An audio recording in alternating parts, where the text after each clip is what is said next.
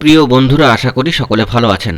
বন্ধুরা, এবার অর্গানাইজার টিচারদের বিষয় উঠে আসছে গুরুত্বপূর্ণ আপডেট খবর। ব্রেকিং নিউজ, অর্গানাইজার টিচারদের বিষয় বিকাশ ভবনের জরুরি খবর উঠে আসছে।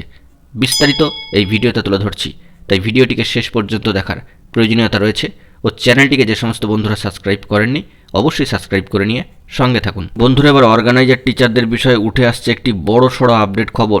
আপনাদেরকে প্রথমেই জানিয়েছিলাম যে অর্গানাইজার টিচারদের খবরগুলি এবার কিন্তু সংবাদের আলোয় আলোকিত হতে চলেছে এবং ধাপে ধাপে সেইগুলোই কিন্তু মিলতে চলেছে।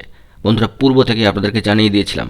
তেমনি বিকাশ ভবনের একটি জরুরি খবর আপডেট উঠে আসছে অর্গানাইজার টিচারদের বিষয়ে। জানা যাচ্ছে যে 2019 সালের সেপ্টেম্বর থেকে 2020 সালের মার্চ মাস পর্যন্ত, অর্থাৎ প্রায় এক বছরের একটা ডিউরেশন, এর মধ্যে 756 জন অর্গানাইজার টিচারদের জন্য বিকাশ ভবনে ইন্টারভিউয়ের আয়োজন করা হয়েছিল। তবে অতিমারি শুরু হওয়ায় সেই প্রক্রিয়া কিন্তু এগোয়নি। এই খবরটাই কিন্তু উঠে আসছে, অত্যন্ত বড় খবর অর্গানাইজার টিচারদের বিষয়। বন্ধুরা, এ বিষয়ে আরও জানা যাচ্ছে যে গ্রামেগঞ্জে প্রাথমিক স্কুলের অভাব মেটাতে কংগ্রেস আমলে তৎকালীন সময় কিছু স্থানীয় বাসিন্দা নিজেদের উদ্যোগেই ছেলে মেয়েদেরকে সংগ্রহ করে যেসব বিদ্যালয় খুলেছিলেন, বাম জামানায় তার একটা বড় অংশ অনুমোদন পায়।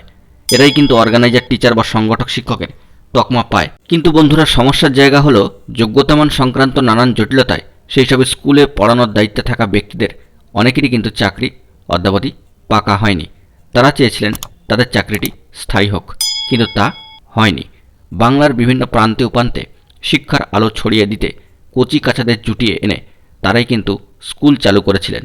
তবে শিক্ষকতার যোগ্যতার পরীক্ষা না দিয়েই কালক্রমে চাকরির স্বীকৃতি ও স্থায়িত্ব জরুরি হয়ে পড়ে ওই সমস্ত অর্গানাইজার টিচার বা সংগঠক শিক্ষকদের। এখন আমাদেরকে লক্ষ্য রাখতে হবে ওই থমকে যাওয়া অতিমারির সময়ের যে ইন্টারভিউ প্রক্রিয়া তা কবে শুরু হয় সেই দিকে। বন্ধুরা, আমার আপনার চোখ থাকবে সব দিকেই এবং এই সমস্ত গুরুত্বপূর্ণ আপডেটের উপরে। এ বিষয়ে গুরুত্বপূর্ণ খবর পেলে অবশ্যই আপনাদের মাঝে তুলে ধরব। বন্ধুরা, এখন এটুকুই।